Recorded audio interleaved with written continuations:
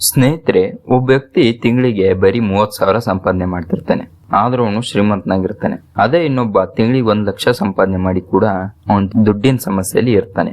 ಇದಕ್ಕೆ ರೀಸನ್ ಏನ್ ಗೊತ್ತಾ? ನಮಸ್ಕಾರ ಸ್ನೇಹಿತರೆ, ಸಕ್ಸಸ್ ರೀಡ್ಸ್ ಕನ್ನಡ ಯೂಟ್ಯೂಬ್ ಚಾನಲ್ಗೆ ನಿಮಗೆಲ್ಲರಿಗೂ ಸ್ವಾಗತ. ಇವತ್ತು ನಾನು ಅಮೆರಿಕಾದ ಪ್ರಸಿದ್ಧ ಫೈನಾನ್ಷಿಯಲ್ ರೈಟರ್ ಆದ, ಸಕ್ಸಸ್ಫುಲ್ ಇನ್ವೆಸ್ಟರ್ ಆದ ಮಾರ್ಗನ್ ಹೌಸೆಲ್ ರವರು ಬರೆದ ದ ಸೈಕಾಲಜಿ ಆಫ್ ಮನಿ ಈ ಒಂದು ಪುಸ್ತಕವನ್ನು ನೋಡೋಣ. ಬನ್ನಿ, ಹಾಗಿದ್ರೆ ಶುರು ಮಾಡೋಣ. ಹಂತ 1ರಲ್ಲಿ ಹೇಳ್ತಾರೆ, ನೋ ಒನ್ ಈಸ್ ಕ್ರೇಜಿ. ಇದರ ಅರ್ಥ, ಹಣದ ವಿಷಯದಲ್ಲಿ ಯಾರು ಕೂಡ ಹುಡುಗಾಟ ಮಾಡೋದಿಲ್ಲ. ಹೌದು ಸ್ನೇಹಿತರೆ, ಪ್ರತಿಯೊಬ್ಬರು ತಮ್ಮ ಜೀವನದ ಅನುಭವದ ಆಧಾರದ ಮೇಲೆ ಹಣದ ನಿರ್ಧಾರಗಳನ್ನು ತೆಗೆದುಕೊಳ್ತಾರೆ. ಒಂದು ಹಳ್ಳಿಯಲ್ಲಿ ಬೆಳೆದಿರೋ ವ್ಯಕ್ತಿಗೆ ಹಣವನ್ನ ಭೂಮಿ ಮೇಲೆ ಹೂಡಿಕೆ ಮಾಡೋದು ಸೇಫ್ ಅನ್ಸುತ್ತೆ. ಅದೇ ಒಬ್ಬ ನಗರದಲ್ಲಿ ಬೆಳೆದಿರೋ ವ್ಯಕ್ತಿಗೆ ಶೇರ್ ಮಾರ್ಕೆಟ್ ನಲ್ಲಿ ಹೂಡಿಕೆ ಮಾಡೋದು ಸರಿ ಅನ್ಸುತ್ತೆ. ಇಬ್ರು ತಮ್ಮ ಅನುಭವದ ಪ್ರಕಾರ ಸರಿನೇ. ಅದಕ್ಕೆ ಲೇಖಕರು ಹೇಳ್ತಾರೆ, ಇತರರ ಹಣಕಾಸಿನ ನಿರ್ಧಾರಗಳನ್ನ ಸರಿ ತಪ್ಪು ಎಂದು ನೀವು ನಿರ್ಧರಿಸಬೇಡಿ ಎಂದು ನಮಗೆ ಈ ಹಂತದಲ್ಲಿ ಸಲಹೆಯನ್ನು ಕೊಡ್ತಾರೆ. ಹಂತ 2ರಲ್ಲಿ ಹೇಳ್ತಾರೆ, ಲಕ್ ಆ್ಯಂಡ್ ರಿಸ್ಕ್. ಇದರ ಅರ್ಥ ಅದೃಷ್ಟ ಮತ್ತು ಅಪಾಯ. ನಾವುಗಳೆಲ್ಲ ಏನ್ ಮಾಡ್ತೀವಿ, ತುಂಬಾ ಯಶಸ್ವಿ ಆದವರನ್ನ ನೋಡಿ ಅವ್ರು ತುಂಬಾ ಬುದ್ಧಿವಂತರು ಅಂತ ಅಂದ್ಕೊಳ್ತೀವಿ. ಆದ್ರೆ ಯಶಸ್ಸಿನಲ್ಲಿ ಅದೃಷ್ಟವು ಒಂದು ಭಾಗ, ಹಾಗೂ ನಮ್ಮ ಫೇಲ್ಯೂರ್ನಲ್ಲಿ ಬ್ಯಾಡ್ ಲಕ್ ಕೂಡ ಒಂದು ಭಾಗ. ಅದಕ್ಕೆ ಈ ಒಂದು ಹಂತದಲ್ಲಿ ಲೇಖಕರು ಹೇಳ್ತಾರೆ, ಯಶಸ್ಸು ಬಂದಾಗ ಅಹಂಕಾರ ಬೇಡ, ಜೀವನದಲ್ಲಿ ಸೋತಾಗ ಜೀವನೇ ಮುಗಿಯಿತು ಎಂದು ಆತ್ಮವಿಶ್ವಾಸವನ್ನು ಕಳೆದುಕೊಳ್ಬೇಡ ಎಂದು ಈ ಒಂದು ಹಂತದಲ್ಲಿ ನಮಗೆ ಸಲಹೆ ಕೊಡ್ತಾರೆ. ಹಂತ 3ರಲ್ಲಿ ಹೇಳ್ತಾರೆ, ನೆವರ್ ಎನಫ್. ಇದರ ಅರ್ಥ, ಯಾವತ್ತೂ ನಮಗೆ ಸಾಕೋಗೋದಿಲ್ಲ.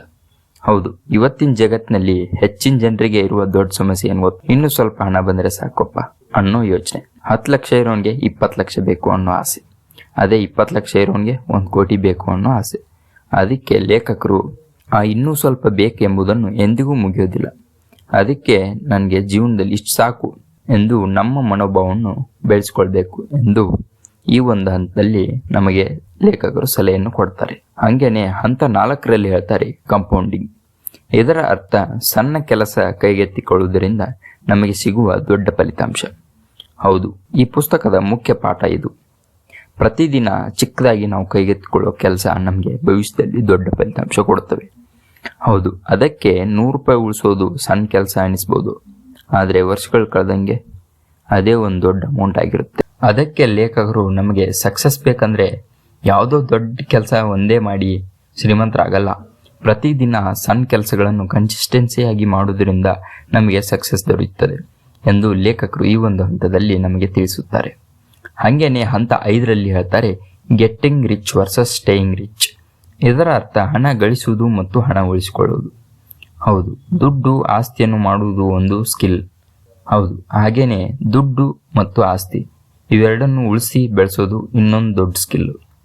ಹೌದು, ತುಂಬಾ ಜನ ಹಣವನ್ನ ಗಳಿಸ್ತಾರೆ, ಆದ್ರೆ ಅವ್ರಿಗೆ ಖರ್ಚಿನ ಮೇಲೆ ನಿಯಂತ್ರಣ ಇರೋದಿಲ್ಲ. ಹೀಗಾಗಿನೇ ಅವ್ರಿಗೆ ಎಷ್ಟೇ ದುಡ್ಡು ಗಳಿಸಿದ್ರು ಮತ್ತೆ ಹಣಕಾಸಿನ ಸಮಸ್ಯೆಯಲ್ಲೇ ಇರ್ತಾರೆ. ಅದಕ್ಕೆ ಲೇಖಕರು ಈ ಒಂದು ಹಂತದಲ್ಲಿ ಹೇಳ್ತಾರೆ, ಹಣ ಗಳಿಸೋದಕ್ಕಿಂತ ಹಣವನ್ನು ಉಳಿಸೋದು ಮುಖ್ಯವಾಗಿ ಕಲಿಯಿರಿ ಎಂದು ಈ ಒಂದು ಹಂತದಲ್ಲಿ ನಮಗೆ ಸಲಹೆಯನ್ನ ಕೊಡ್ತಾರೆ. ಹಂಗೇನೆ ಹಂತ 6ರಲ್ಲಿ ಹೇಳ್ತಾರೆ, ಫ್ರೀಡಮ್. ಇದರ ಅರ್ಥ, ಹಣಕಾಸಿನ ಸ್ವಾತಂತ್ರ್ಯ. ಹೌದು, ಲೇಖಕರು ಹೇಳ್ತಾರೆ, ಹಣವನ್ನು ಗಳಿಸಿ, ಆದ್ರೆ ಅದು ನಿಮ್ ಫ್ರೀಡಮ್ಗೋಸ್ಕರ, ಹಾಗೇನೆ ನೀವು ಫ್ರೀ ಇರೋದಕ್ಕೋಸ್ಕರ, ನಿಮ್ ಕುಟುಂಬದವರೊಂದಿಗೆ ಸಮಯ ಕಳೆಯೋದಕ್ಕೋಸ್ಕರ, ನಿಮ್ಗೆ ಇಷ್ಟವಾದ ಕೆಲಸವನ್ನು ಮಾಡೋದಕ್ಕೋಸ್ಕರ, ಬೇರೆಯವ್ರ ಮುಂದೆ ಶೋ ಅಪ್ ಮಾಡಕ್ಕಲ್ಲ. ಹಂಗೇನೆ ಈ ಒಂದು ಹಂತದಲ್ಲಿ ಲೇಖಕರು ಹೇಳ್ತಾರೆ, ನಿಮ್ಮ ಫ್ರೀಡಮ್ಗೋಸ್ಕರ ಹಣ ಮಾಡಿ ಹೊರತು ಬೇರೆಯವರ ಮುಂದೆ ದೊಡ್ಡಸ್ತಿಕೆ ತೋರಿಸೋದಕ್ಕಲ್ಲ ಎಂದು ಈ ಒಂದು ಹಂತದಲ್ಲಿ ನಮಗೆ ಸಲಹೆಯನ್ನು ಕೊಡ್ತಾರೆ. ಹಂಗೇನೆ ಹಂತ 7ರಲ್ಲಿ ಹೇಳ್ತಾರೆ, ಸೇವ್ ದ ಮನಿ. ಇದರ ಅರ್ಥ, ಹಣವನ್ನು ಉಳಿತಾಯ ಮಾಡಿ. ಹೌದು, ಹೆಚ್ಚು ಹಣವನ್ನು ಗಳಿಸುವುದು ಶ್ರೀಮಂತಿಕೆ ಅಲ್ಲ, ಹಣ ಉಳಿಸುವುದು ಅದು ನಿಜವಾದ ಶ್ರೀಮಂತಿಕೆ. ನಿಮ್ಮ ಹತ್ತಿರ ಎಷ್ಟೇ ದುಡ್ಡು ಬಂದರೂ ಆ ದುಡ್ಡನ್ನು ಎಷ್ಟು ಆಗುತ್ತದೆ ಅಷ್ಟು ಉಳಿಸೋದಕ್ಕೆ ಟ್ರೈ ಮಾಡಿ, ಖರ್ಚು ಮಾಡೋದಿಕ್ಕಲ್ಲ ಎಂದು ಲೇಖಕರು ಈ ಒಂದು ಹಂತದಿಂದ ನಮಗೆ ಸಲಹೆಯನ್ನ ಕೊಡ್ತಾರೆ. ಹಾಗೇನೆ ಹಂತ 8ರಲ್ಲಿ ಹೇಳ್ತಾರೆ, wealth is what you don't see. ಇದರ ಅರ್ಥ, ನೀನು ನೋಡೋದು ನಿಜವಾದ ಸಂಪತ್ತಲ್ಲ. ಹೌದು, ನೀವೆಲ್ಲರೂ ದುಬಾರಿ ಕಾರ್ ನೋಡಿರ್ತೀರಾ, ಒಬ್ಬರ ಹತ್ತಿರ ತುಂಬಾ ದುಬಾರಿ ಫೋನ್ ನೋಡಿರ್ತೀರಾ, ಆದರೆ ನಿಜವಾದ ವೆಲ್ತ್ ನಿಜವಾಗ್ಲೂ ಕಾಣೋದಿಲ್ಲ. ಹೌದು, ನಿಜವಾದ ಸಂಪತ್ತು ಯಾವುದು ಅಂದ್ರೆ ಹೂಡಿಕೆಗಳು, ಬ್ಯಾಂಕ್ ಖಾತೆಯಲ್ಲಿ ನಾವು ಉಳಿಸುವಂತ ಹಣ, ಭೂಮಿ ಮೇಲೆ ಹಣ ಹೂಡಿಕೆ ಮಾಡುವುದು, ಇವುಗಳು ನಿಜವಾದ ಸಂಪತ್ತು ಎಂದು ಲೇಖಕರು ಈ ಒಂದು ಹಂತದಲ್ಲಿ ಹೇಳ್ತಾರೆ. ಬರೀ ಲಯಬಿಲಿಟೀಸ್ ಮೇಲೆ ಖರ್ಚನ್ನು ಮಾಡಬೇಡಿ, ಅಸೆಟ್ಸ್ಗಳ ಮೇಲೆ ಹೂಡಿಕೆಯನ್ನು ಮಾಡಿ ಎಂದು ಈ ಒಂದು ಹಂತದಲ್ಲಿ ನಮಗೆ ಸಲಹೆಯನ್ನು ಕೊಡ್ತಾರೆ. ಹಂತ 9ರಲ್ಲಿ ಹೇಳ್ತಾರೆ, time is the greatest power. ಇದರ ಅರ್ಥ ಸಮಯ ಅನ್ನೋದು ತುಂಬಾ ದೊಡ್ಡ ಶಕ್ತಿ. ಹೌದು, ಜನರು ಬರೀ ಯಾವ ಶೇರ್ ತೆಗೆದುಕೊಳ್ಬೇಕು ಎಂದು ಯೋಚಿಸ್ತಾರೆ, ಆದರೆ ನಿಜವಾಗ್ಲೂ ಜನರಿಗೆ ಗೊತ್ತಿಲ್ಲ ಯಾವ ಸಮಯದಲ್ಲಿ ಹೂಡಿಕೆ ಮಾಡಬೇಕು ಅಂತ. ಹೌದು, ಸರಿಯಾದ ಸಮಯಕ್ಕೆ ಹೂಡಿಕೆ ಮಾಡೋದ್ರಿಂದ ಹಣ ಬೆಳೆಯುತ್ತಾ ಹೋಗುತ್ತದೆ. ಅದಕ್ಕೆ ಲೇಖಕರು ಹೇಳ್ತಾರೆ, ಸಾಧ್ಯವಾದ ನಿಮ್ಮ ಹಣವನ್ನ ಹೂಡಿಕೆ ಮಾಡಿ, ಅದರಿಂದ ದುಡ್ಡು ಬೆಳೆಯುತ್ತಾ ಹೋಗುತ್ತದೆ.